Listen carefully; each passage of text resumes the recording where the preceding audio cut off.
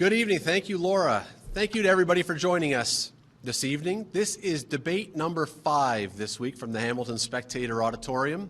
This will be the 5th riding debate. Hope you've been with us all week. If you haven't, welcome aboard. We're glad you're here. This evening we have 5 women and men who will be vying for your vote to represent the riding of Flamborough-Glanbrook in the upcoming election. I'd like to introduce them from left to right. Representing the New Democratic Party, Alison Sillis. From the Green Party, Janet Eregers. From the Liberal Party, Jennifer Stebbing. From the Conservative Party, David Sweet. From the People's Party, David Tilden. My name is Scott Radley. I am a columnist at the Hamilton Spectator and host of the Scott Radley Show on 900 CHML. I will be your moderator this evening, and let me tell you how this is going to work. Again, if you've been with us all week, you know this. If you're just joining us, here's how it's going to go. Each candidate will get an opportunity in alphabetical order, as introduced, to give a 2-minute opening statement. Following that, they will receive questions, some submitted from spectator readers, some from viewers of Cable 14, some that I've come up with. They will be asked those in order of draw. We had a draw before the debate today. That will be the order of the questions that will be asked. They will have 1 minute to answer those questions. Following that, we're going to an open forum. Following the same order, each candidate, or in their turn, will be able to ask a question of another candidate. The question, they can have up to a minute. The answer from the candidate asked the question will get 1 minute, and then the floor is open for anyone else to jump in and participate. We will try to get through all 5 at least once with questions for other candidates. The candidates have been told ahead of time, just so you know, that we are going to be strict with time limits today. So if you hear me jumping in, it's not to be rude, it's just to keep things going and to follow the rules. At the very end, the last thing we'll be doing will be a 1-minute closing statement in inverse alphabetical order.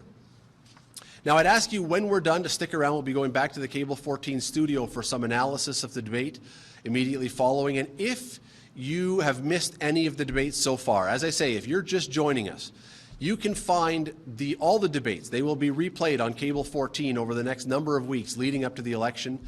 You can go to cable14now.com. The debates will be there. You can watch them online. The spec.com will also be streaming them. You can find the debates there. Lots of places to find them. Don't miss out. Tell your neighbors. If they don't know who to vote for, this is the place.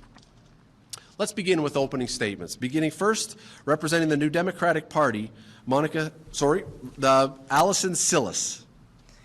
Good evening. I'm Alison Sillis, your NDP candidate for Flamborough-Glanbrook. I want to start off by thanking you for taking the time out of your busy lives to spend the evening with us listening to the issues that are affecting all Canadians. Thank you to Cable 14 and the Hamilton Spectator for hosting this debate, which allows those living in the vast riding of Flamborough-Glanbrook to be able to hear from all of us on the issues. This is an important election. People are being kept awake at night worrying about the cost of living. The price of housing, phone bills, and medicine keep creeping up, and we are faced with a climate emergency that both the Liberals and Conservatives haven't done enough to combat. The Liberals made big promises in 2015, and the Canadians haven't been shown the real change that they were told was coming. The Conservatives are offering the same tired playbook, and again will put cuts ahead of families.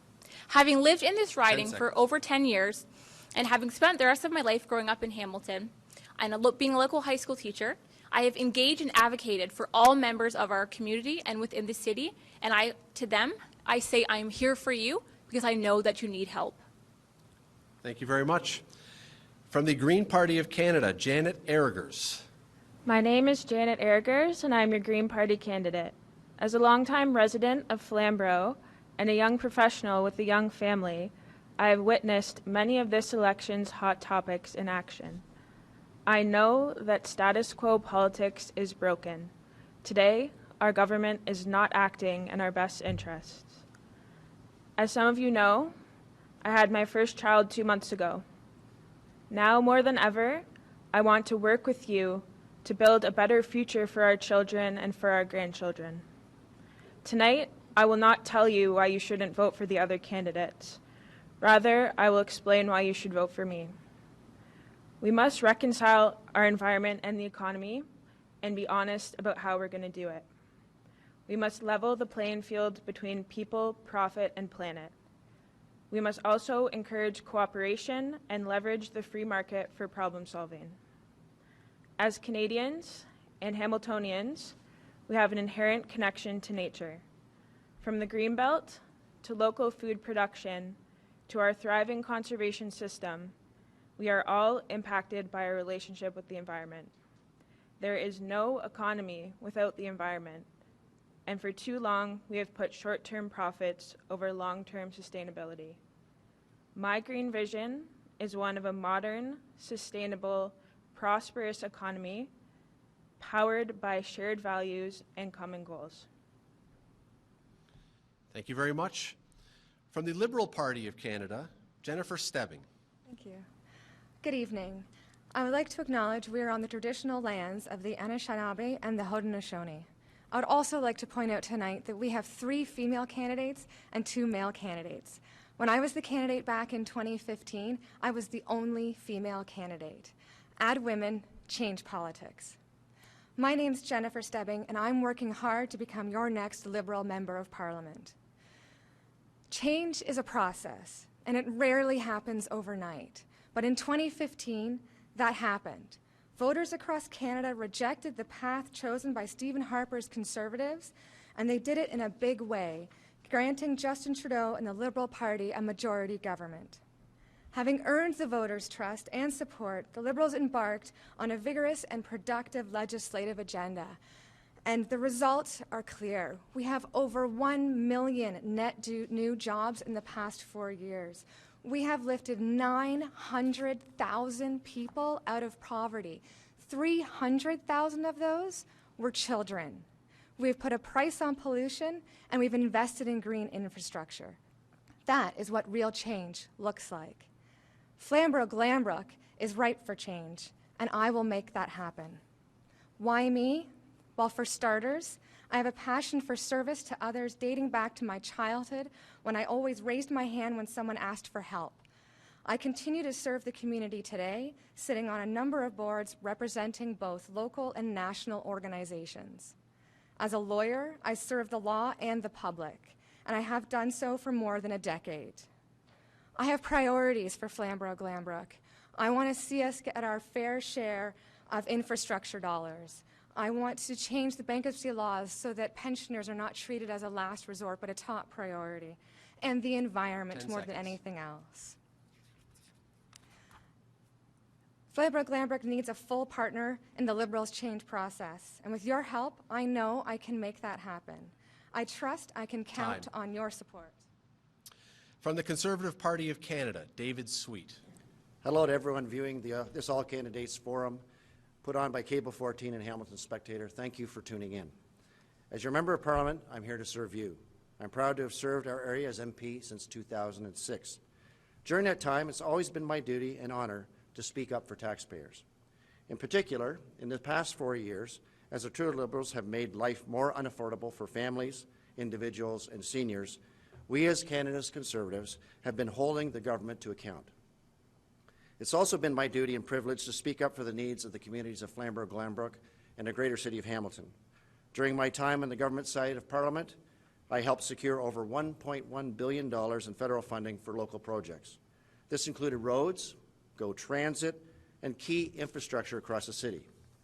With gridlock being the top concern with people in Waterdown, Upper Stony Creek, Elfrida, Hannon, Bimbrook, and Mount Hope, and everywhere in Flamborough-Glanbrook, I'm pleased that in this election our party has proposed expediting critical transportation infrastructure projects so people can get home to their families sooner and small businesses and farmers can get their products to market.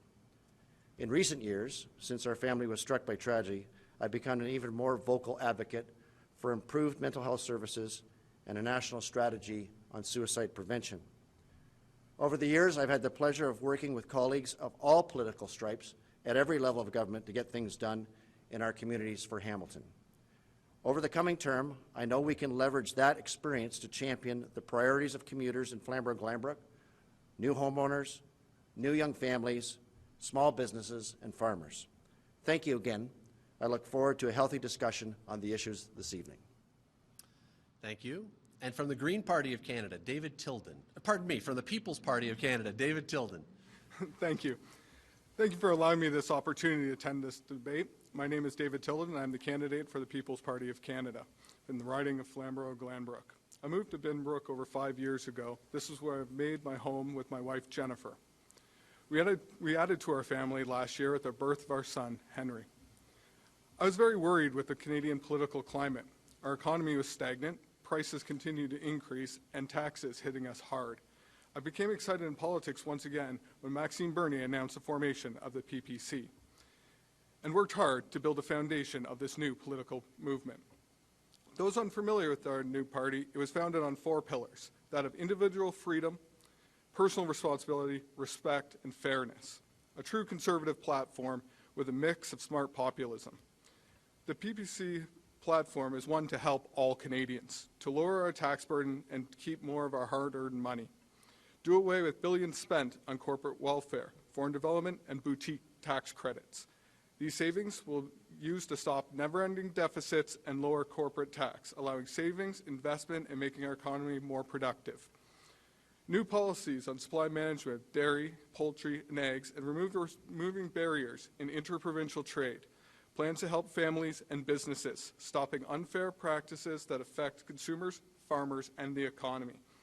Building energy pipelines that will lower the cost of energy used by all Canadians, doing away with the federal gas tax, and allowing provinces to choose their own paths. We reject climate alarmism and choose common sense solutions to protect our oil, soil, air, and water.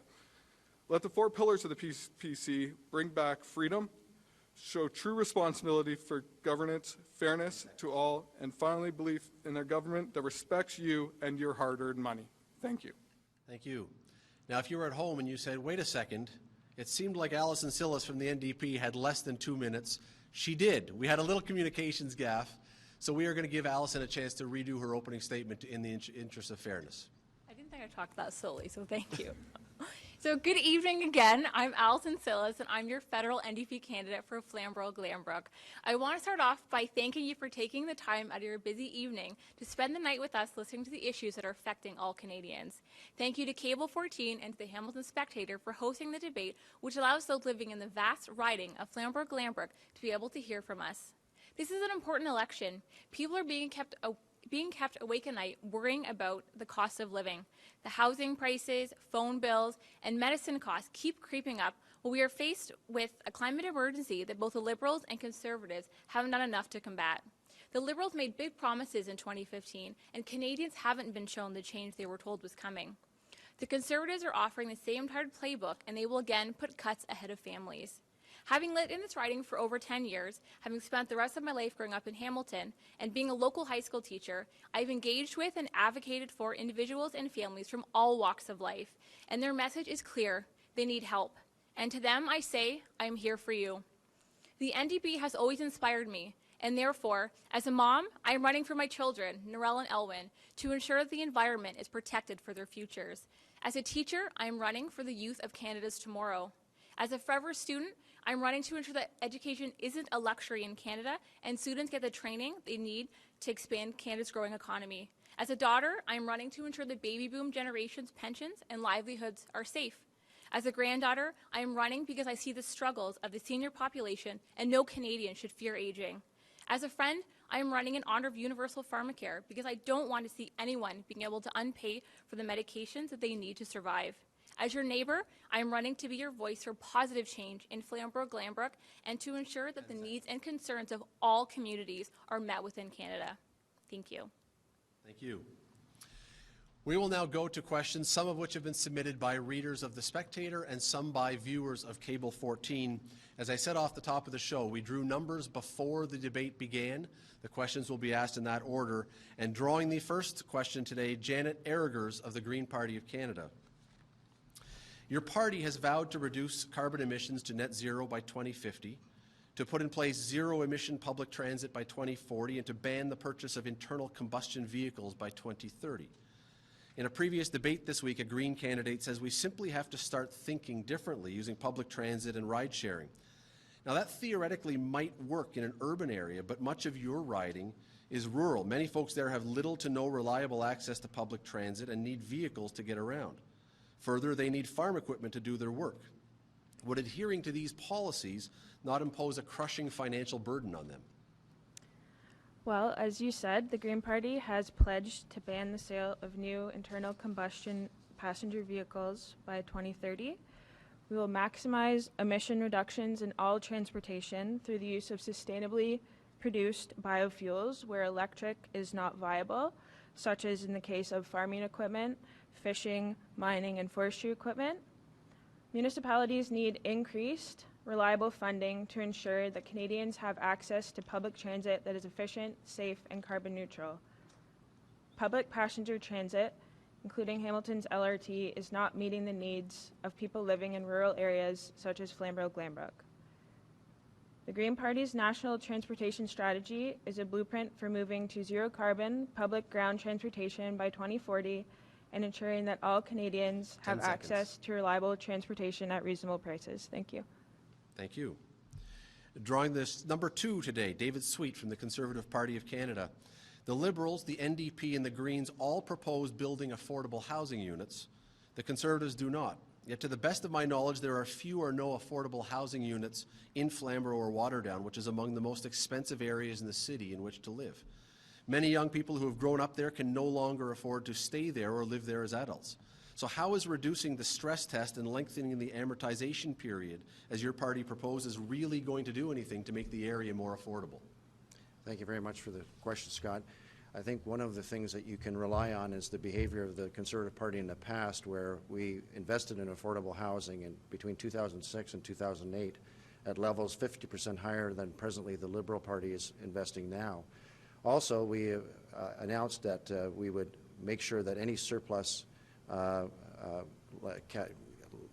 lands, Canadian-owned lands, would be turned over for affordable housing.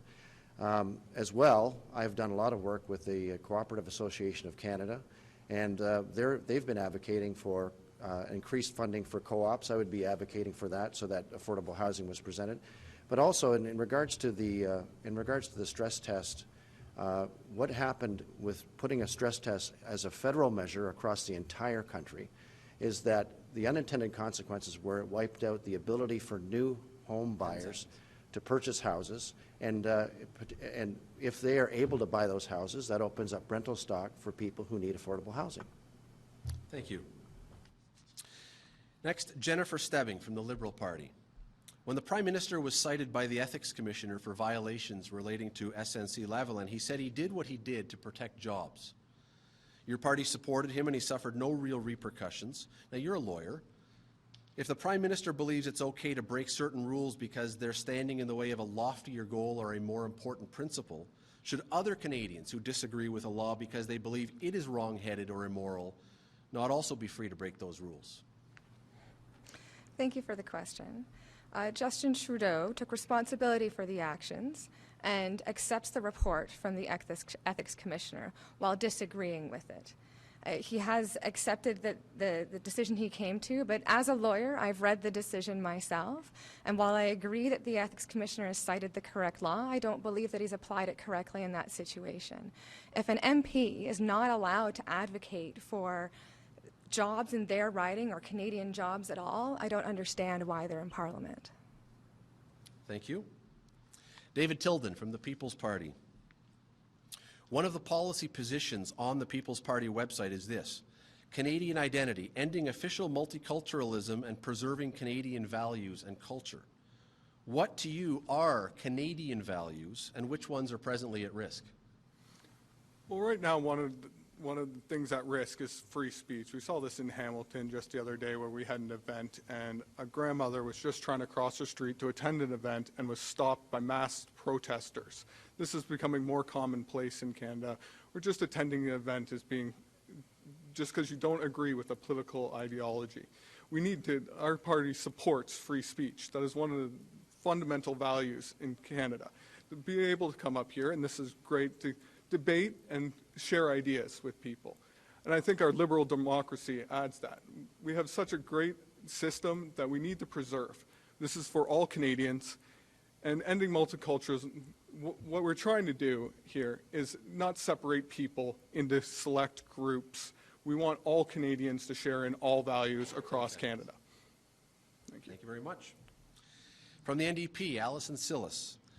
During yesterday's Hamilton Mountain debate, incumbent NDP MP Scott Duvall was asked why he hadn't secured more federal investment money for his riding. Here's what he said. What happens is the government in power only distributes money to those ridings that they hold power in. They won't distribute it to other places. Now, there isn't a single poll that I've seen anywhere in Canada that suggests that the NDP is going to be forming a government after this election. So if opposition and third parties are locked out of the vault, why would someone vote for your party that, according to your colleague, won't be able to bring much needed money into your riding? Thank you so much for the question. I think it's extremely important to keep in mind that voting me as your MP, I'm here to advocate for you. Just because I'm not in the majority does not mean that I will be not fighting for what we need in Flamborough-Glanbrook. We know that there is major infrastructure that needs to be done in Flamborough-Glanbrook, you know, looking at the Waterdown bypass, looking at community centers across our riding is so important. But at the same time, too, we need to be fighting for human infrastructure at the same time as well. We need to be fighting for good jobs, not just low-paying, but good jobs. And the NDP is promising 300,000 over the next 4 years. Look at universal pharmacare. That, you know, this is something that all Canadians need and deserve. And something that I will be fighting for regardless of how the government is formed when I'm the MP of Flamborough-Glanbrook. 10 seconds. Also looking at things like childcare, it's extremely important. These are ways that we can be fighting to help our communities. And these are ways that I, as MP, will, regardless, I will be pushing forward and advocating for you. Thank you very much. Back to Janet Arrogers from the Green Party. Last year, you retweeted this tweet. Avoiding meat and dairy is the single biggest way to reduce your impact on Earth. Now, there are many dairy and livestock farmers in your riding and others who provide feed and other products to them. If you're encouraging people to avoid their products, are you saying you'd be okay with them going out of business as part of the battle against climate change? No, definitely not. The Green Party is a huge proponent of local organic production. I actually have a vision of a local food production economy in Hamilton, where the farms in Flamborough-Glanbrook support the needs of the city. Currently, we grow a lot of hay, a lot of sod, a lot of corn for cows, and I don't personally think that is a sustainable use of our productive agricultural land. Transnational corporations now control most of our food supply, and agriculture has become a major cause of land degradation and pollution. Estimates of the amount of food waste produced by this industrial system range from 30 to 50%. The Green Party will set a target to replace a third of Canada's food imports with domestic production, increasing regional food self-reliance and returning $15 billion back into our economy. Thank you. Thank you. David Sweet from the Conservative Party. Of all the ridings in the Hamilton area, yours is the most rural, with the most farming, and arguably the one most reliant on the environment. Yet, other than the People's Party, the Conservatives have taken the least staunch position around climate. And when I searched your website, it may have been there, but I couldn't find one mention of climate. Why not? Well, we certainly do have the link to realplan.ca, and that's the climate plan. It's actually a comprehensive environment plan that we have introduced, and it focuses on research and innovation, clean technology, the ability to be able to export that technology. Everyone here will tell you that the issue is a global issue, and making sure that we reduce emissions around the globe is the most important thing to do. With 1.8% of the emissions here in Canada, it's incumbent upon us, yes, to continue to do work to reduce our footprint, but at the same time to make sure that those heavy emitters do what is necessary to reduce emissions, because we all share the same airshed. Thank you very much. Jennifer Stebbing from the Liberal Party. Your party recently forced the large telecom companies to provide smaller companies which don't have their own networks to give access to the bigger companies' infrastructure to create competition and drive down cell phone bills. One of the results is Bell and Rogers now say this has cost them hundreds of millions of dollars, and as a result, they say investment and expansion in rural high-speed internet will be cut way back. Now, reliable high-speed internet is a big issue in rural communities for all kinds of reasons, not least of which is farmers who are reliant on it to operate modern farming systems. Your party's platform calls for high-speed broadband internet service in rural communities. But how will you get that high-speed internet in place if the big companies who own the infrastructure and whom you rely on to make the investment aren't on board? Thank you for the question. And I think if you look at the past 4 years, we've already been working on getting broadband internet to rural communities in Canada. And in our current platform, we are also committing to get that across Canada as fast as we can. And you do that by investing in these companies. You assist them along the way. And when you do that, that's when you can call on them to be able to reduce their rates. And that's also another piece of our platform, to be able to save families up to $1,000 a year by getting those cell phone bills down. Because getting people online is what's giving them access to high-speed internet, the information they need to be successful in their businesses. Thank you. David Tilden from the People's Party. Your party wants to limit temporary foreign workers, yet often they do work Canadians are disinclined to do. So if someone is willing to come to this country and not just work but fill a gap in the chain, should we not want them? We do want these workers. It goes into our immigration policy that we want the right fit for all workers that come to Canada. Reducing it, right now we just feel that there's too many of these people, they're being basically abused by corporations. They're paying them lower wages, they're not getting the benefit of the Canadian economy. We need to lower this amount, and I don't believe that Canadians won't do these jobs. There are a lot of people out there that would love to do these jobs. They're sitting at home, they're not sure what to do, they want to participate in these economies, and that's what we need to do. We need to get Canadians back to work and limit the amount of these foreign workers. Thank you very much. And Alison Sillis from the NDP. Our definition of poverty here in Canada is vastly different from many parts of the world, as anyone who's traveled to any part of a developing nation can tell you. What we call poverty here, many people around the world would call luxury. Almost nobody starves to death here. Women rarely die in childbirth. We have mostly safe streets, trustworthy police and military, and children don't have to work to help feed their families generally. Yet we have heard lots in all the debates so far this week from almost all of the parties about how badly off Canadians are these days. My question is, are we really as badly off as we're hearing about? Thank you. As a local high school teacher, I have seen firsthand that there are a lot of people struggling in Hamilton and in Flamborough-Glanbrook when it comes to just affordability. It's difficult for people to admit that they need help, and a lot of them do. I know there are families that are spending unbelievably high amounts on rent, living in two-bedroom homes with lots of children, and it's difficult. They're not able to afford the medications that they need. They're pill cutting, things like that. These are all areas that still need to be tackled. We are so lucky to live in Canada, don't get me wrong, but we need to be there to help each other, and this is what the NDP wants to do. 500,000 affordable housing units, universal pharmacare, head-to-toe coverage, not leaving anybody behind, making sure that they can get the care that they need, looking at making sure that childcare and education is available and isn't a luxury, because as much as living in Canada, is really a luxury and we're lucky, a lot more needs to be done, and the NDP is here to do that for you. Thank you very much. Thank you to all of you for your excellent answers. We're now going to go to the open forum. As a reminder of how this is going to work, we're following the same order. So Janet Arigers of the Green Party will be up first. She can ask any other candidate a question. She has a minute to pose her question. The candidate who receives the question will have a minute to answer, and then the floor will be open to anyone else who wishes to jump in. The floor is yours.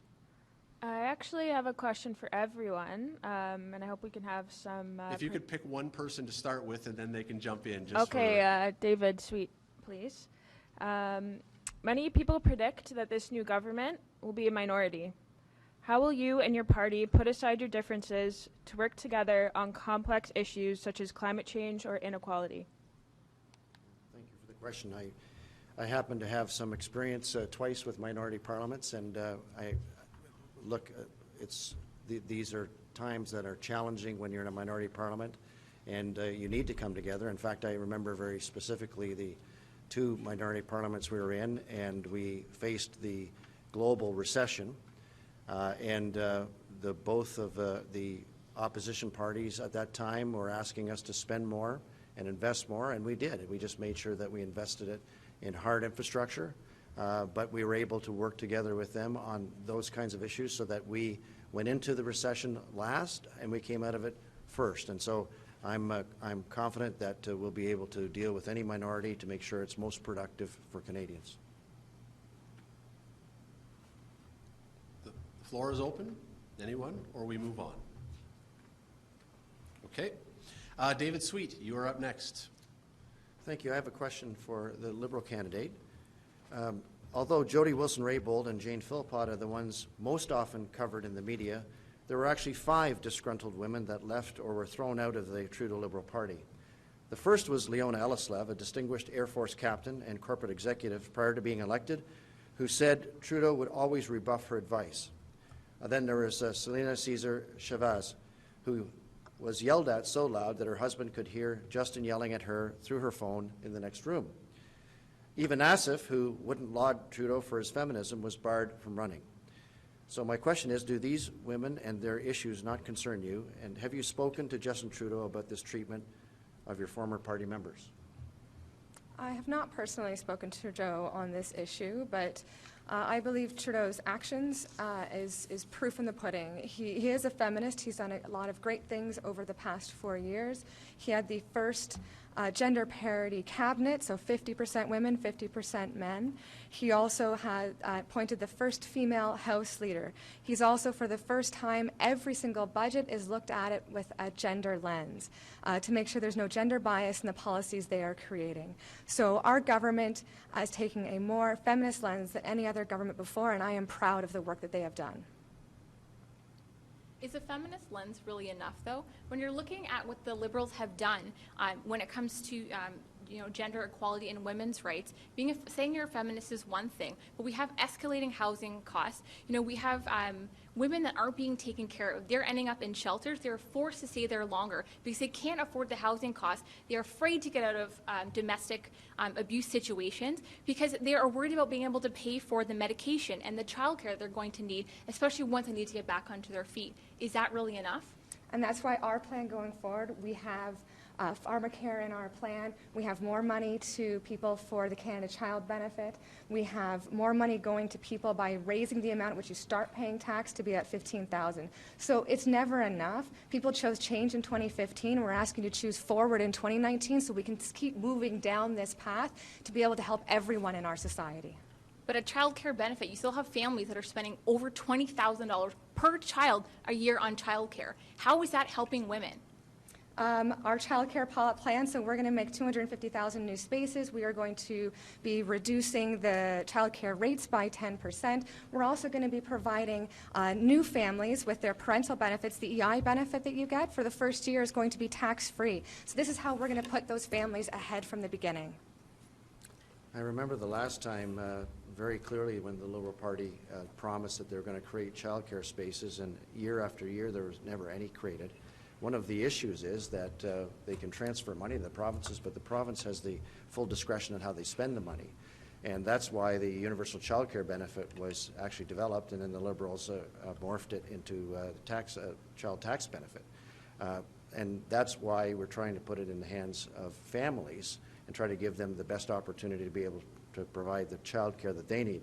This is really important for Flamborough-Glanbrook because there are no daycare centres throughout Flamborough-Glanbrook of any significance when it comes to people who are on farms. They can't commute over to a daycare center and leave their children. They have entirely different options for daycare, and that's why I think direct to parents is the best way to do it, rather than waste money in transfers and you never get any significant production from it. But So we're not wasting money in transfers at all. We're always tying it. Direct to parents does not work. There are, David's talking about that there are not enough child care spaces in Flamborough-Glanbrook, and putting money back in the pockets is not actually going to help. There are only spaces for 1 in 4 children under the age of 6 across Canada. That is not helping anyone. The NDP has a plan to increase these child care spaces, to reduce the rates so people can afford to have their children. People can't afford to have children in general. There are couples and families that are forced to choose between having children and having a career. This is not right, and this is something that needs to be addressed, and the NDP is here to do this. Ms. Debbie? The Canada Child Benefit, not tax benefit, benefits at least 12,000 families in our riding and 22,000 children. So it is helping Flamborough-Glanbrook, and it is helping families here to make the decisions they want with their child care needs. Let us move along. It is your turn again. You are up next, Ms. Stebbing. My question is for David Sweet. David, can you please explain to the hardworking people of Hamilton why you failed to protect steelworkers' jobs here? And in fact, Andrew Scheer's plan is that it will further drive the steel industry away from Hamilton. Thank you very much for that question. I want to start by saying that because of the Investment Canada Act, the complicated situation that happened at Stelco meant that the pensions and their benefits were at risk. The minister of the time actually did an unprecedented measure and took the particular company to court, which was U.S. Steel at the time, and made them adhere to the promises that they had under the agreement under the Investment Canada Act.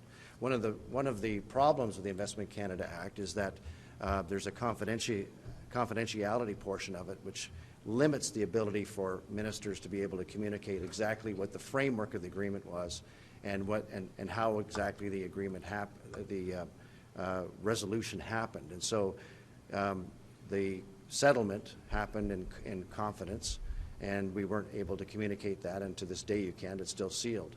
But since then, I have advocated for pensioners, and in fact, we moved a motion twice at the Industry Committee, a motion that would have called for an entire investigation on the Bankruptcy Act as well as the Creditors Act and the Investment Canada Act, the three most essential pieces in regards to this issue, and bring witnesses publicly to the Industry Committee so that you could hear all sides, because it's not only employees in a bankruptcy proceeding that are harmed, but also small businesses that lose a lot of money.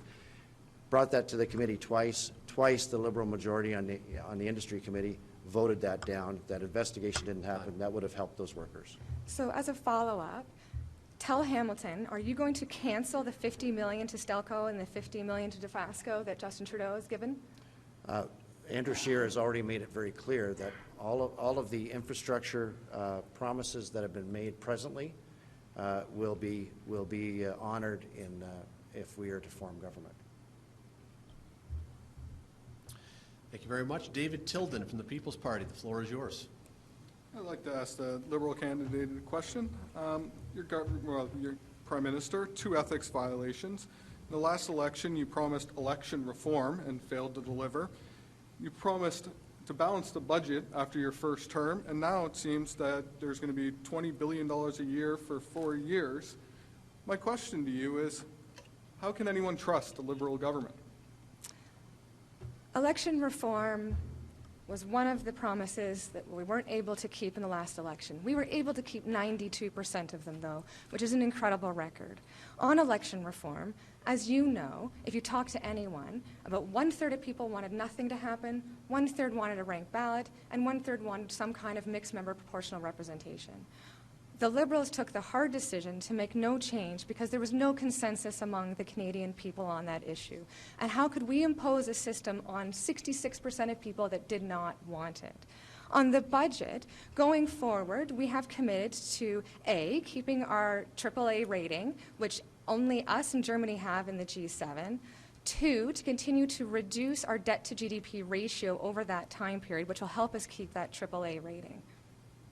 Thank you.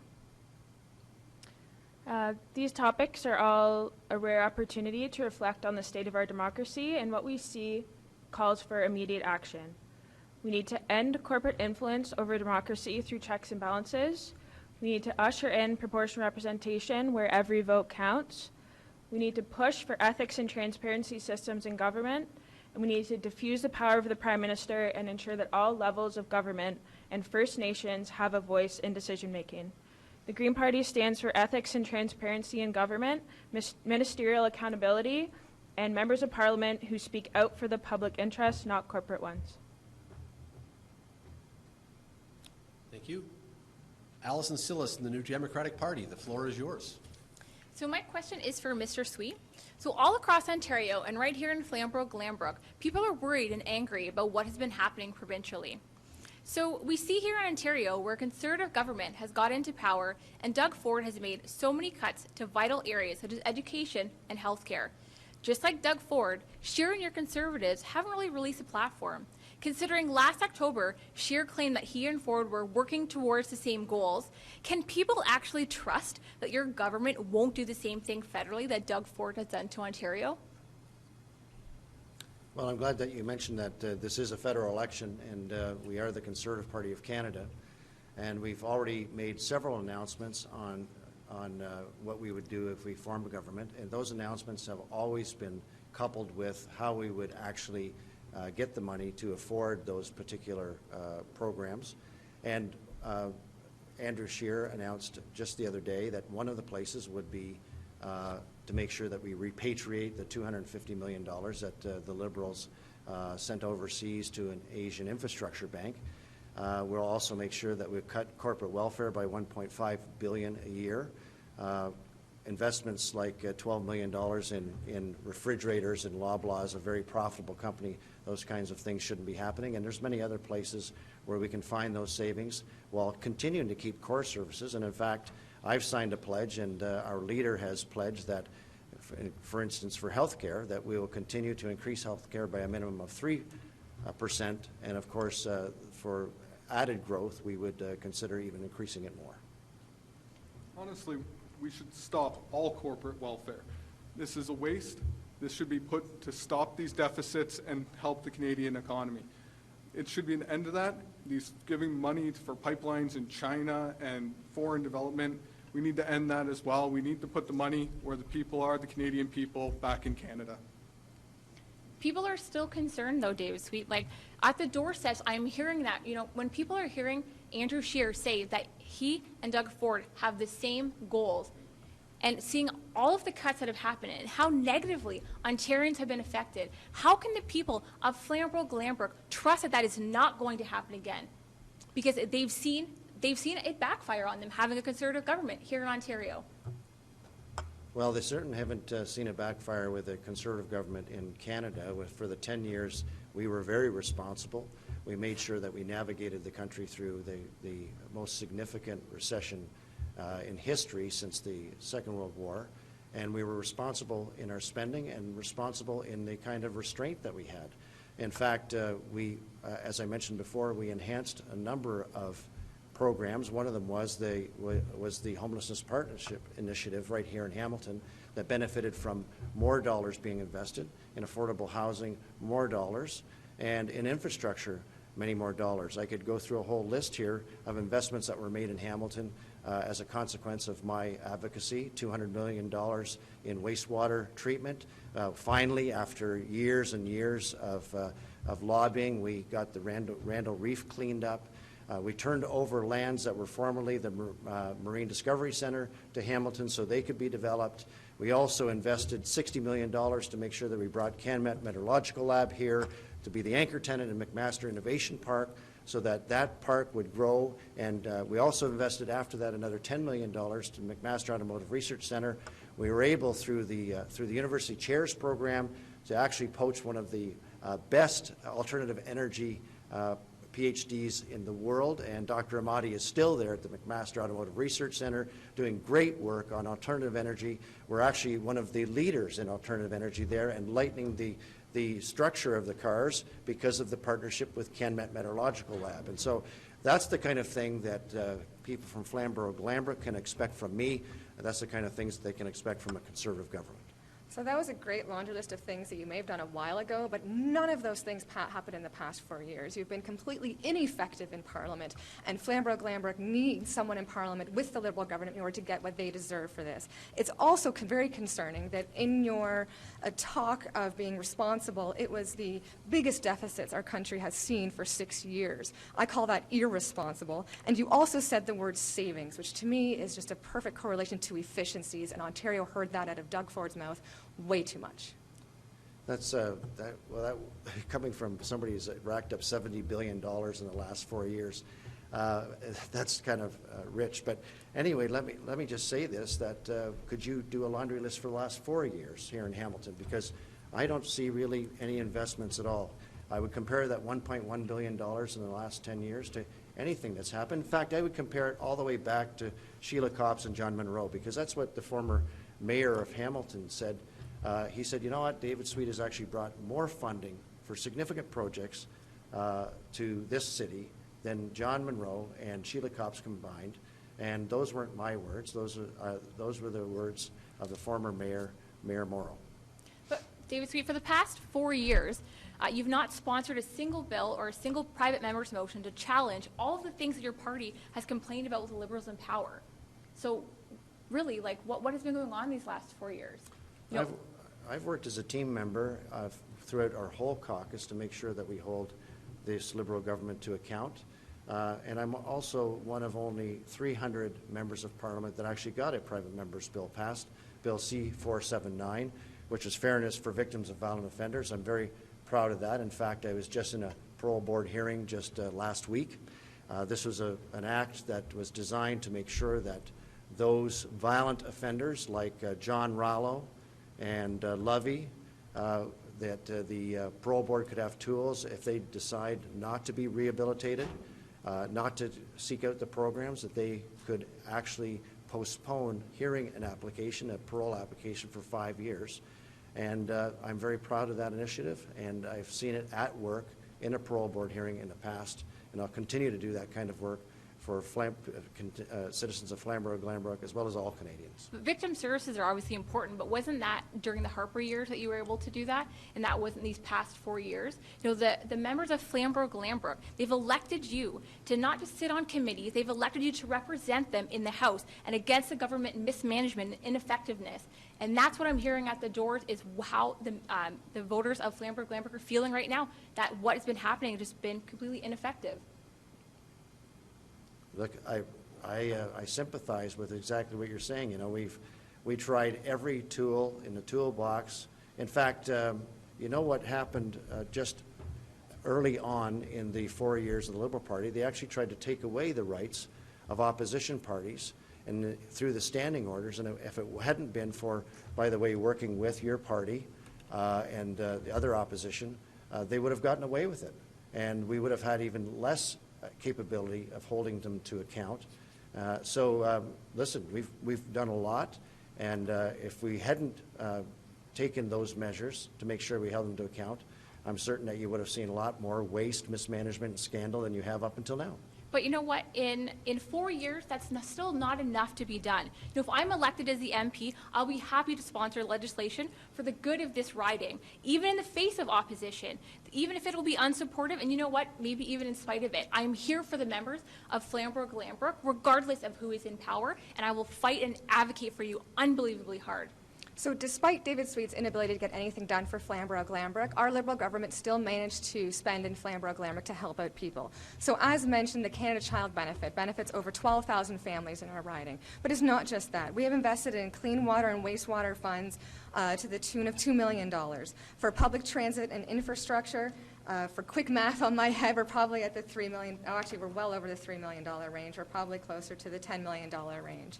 And we've also helped out in our own riding the Hamilton and Malala Semajam of $50,000 to do more, so they can have more accessible place. So even though we've had an ineffective MP, the Liberal Party still knows that there are people in Flamborough-Glanbrook, they have things they need, and we're able to take care of them. But if you want a real seat at the table, if you want an actual advocate at the table, then your vote is for me, Jennifer Stebbing.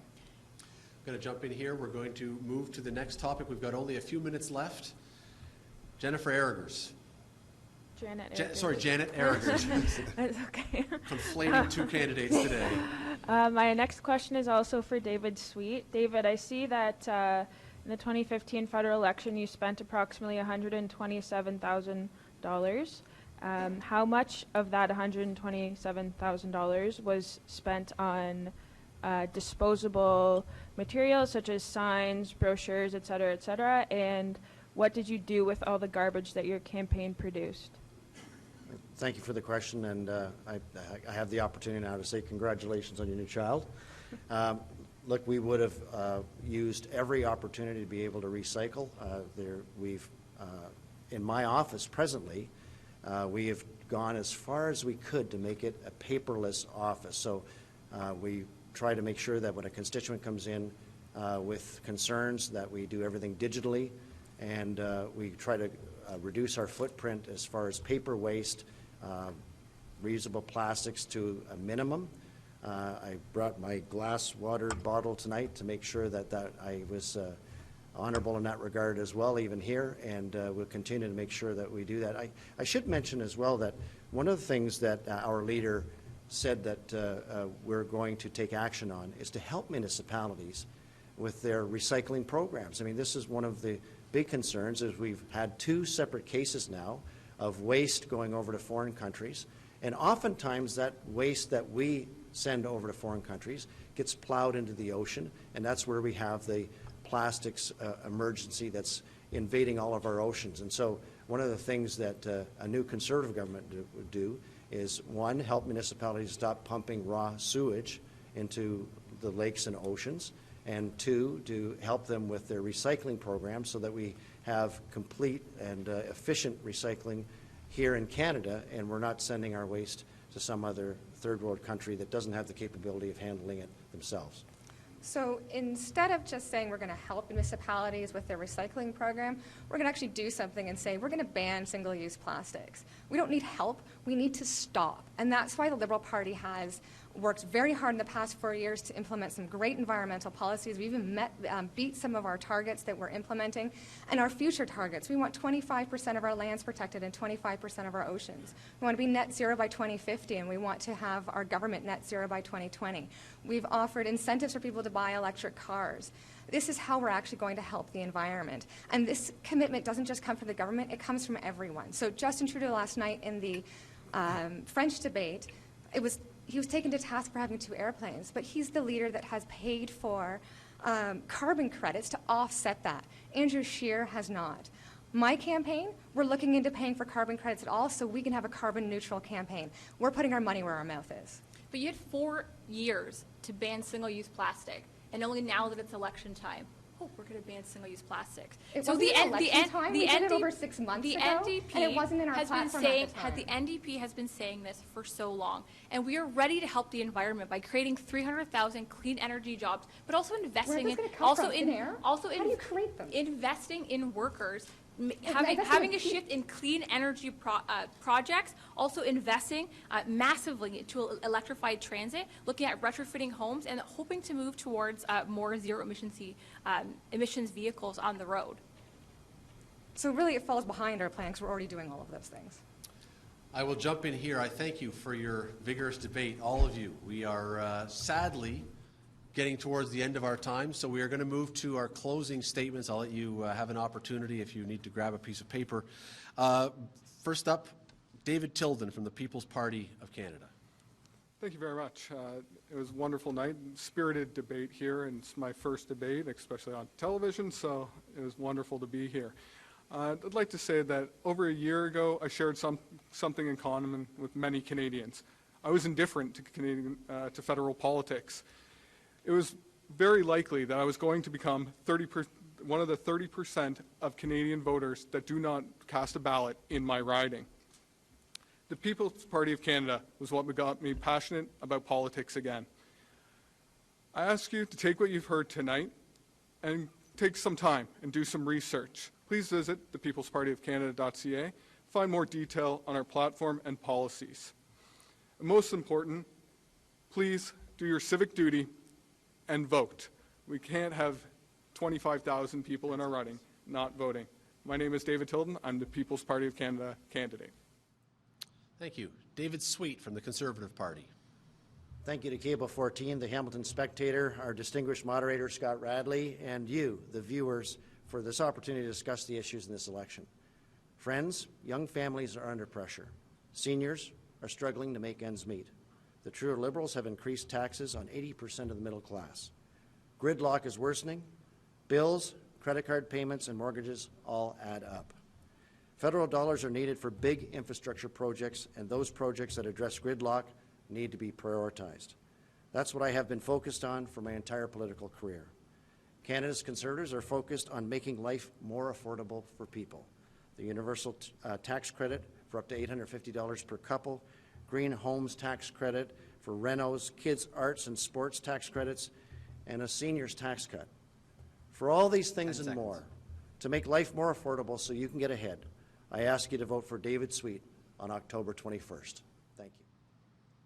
From the Liberal Party, Jennifer Stebbing. Thank you, moderator, and to the fellow candidates for being here this evening. It's kind of interesting that while it's alphabetical, you can make a comparison of, on this side of the room, we kind of wonder how they're going to pay for all the things they're promising, and on this side of the room, we're kind of wondering, what are the cuts going to be? Here in the middle, we have a fully costed plan that's going to help Canadians move forward, and that's why I'm asking you to choose forward. In 2015, my team and I almost won the election here in Flamborough-Glanbrook, losing by only 2,400 votes, or 4.2%. If you want to unseat Sweet, you need to vote Jennifer Stebbing on October 21st. Thank you very much. From the Green Party, Janet Arragers. I'd like to say thank you again for inviting us here today, and thank you to all of my supporters that have tuned in live. The support that I've received this time around is truly overwhelming. All of the candidates in front of you are running in order to make Canada a better place to live. Unfortunately, politics cannot be boiled down into convenient buzzwords or slogans, and what we have seen time and time again with the status quo parties are promises that eventually fall to the wayside. My mission is to bring honesty, efficiency, and accountability back to Parliament. Constituents today are often disillusioned by the lack of these things in politics, and I believe this prevents us from working together to fight issues that are larger than any one of us on our own. We must emphasize the triple bottom line, people, profit, and planet, so that the economy, society, and environment can coexist and benefit everyone proportionately. Thank you. From the New Democratic Party, Alison Sillis. Once again, I'd like to thank you for taking the time to be here with us this evening. We're so lucky to have a robust democracy. I'm so thankful to my fellow candidates for putting their names forward. I know those in Flamborough-Glanbrook are worried about serious issues. Life keeps getting more and more expensive, and wages aren't keeping up.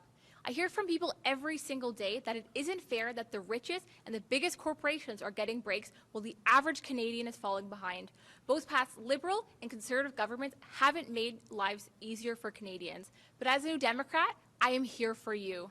I am asking for your vote because I am ready to advocate for you and work hard for all our communities. I am ready to fight to make life more affordable, improve public services that we not only need but deserve, and to finally bring in universal pharmacare and to take bold action on the big issues that we're all facing. I've spent my life worrying about the concerns and needs of others, and by sending me to Ottawa, I can promise you that you will elect someone that is here to listen and advocate and who is always on your side. Thank you. Thank you very much to all of the candidates for a great evening. I am not taking a political position, but I am going to steal something that David Tilden just said, and that is don't be indifferent and go and do some research. This is the beginning of the discussion for this riding. All of these people, you can find information about them online. Do some research. If you missed something in this debate, if you heard something and you said, I'm not sure I heard that well, Cable14now.com. This debate in a few hours will be up there. You'll be able to find it and watch it. Cable 14 will be replaying this debate and all the other previous 4 from the Hamilton ridings from now until Election Day. Thespec.com, you can find the information there. Do some research, tell your neighbors, make sure people vote on October 21st. We're not doing this just for giggles. There is a reason behind this, and it's an important reason. Now, also, October the 7th, which is Monday evening, Cable 14 will be showing the leadership debate with the 6 party leaders who will be invited to that debate. So you can tune in right here to Cable 14 in order to watch that. I'd like to thank all of you who tuned in all week to the debates for doing so. We really appreciate you joining us. We really appreciate your interest in politics, in our democracy, and in deciding who is going to govern us. Make sure you vote. But before we let you go and before we send it back to the studio, one more thing. The work to put on these 5 debates, it's a lot of work.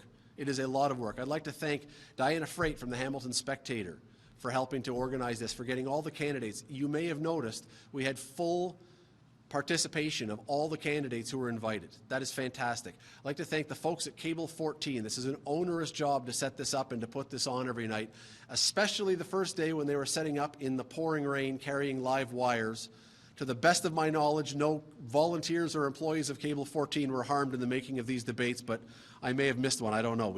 We hope it's okay. Folks, thank you again for being here. Stick around right now because we're going to send this back to Cable 14 headquarters for some post-debate analysis. Take it away.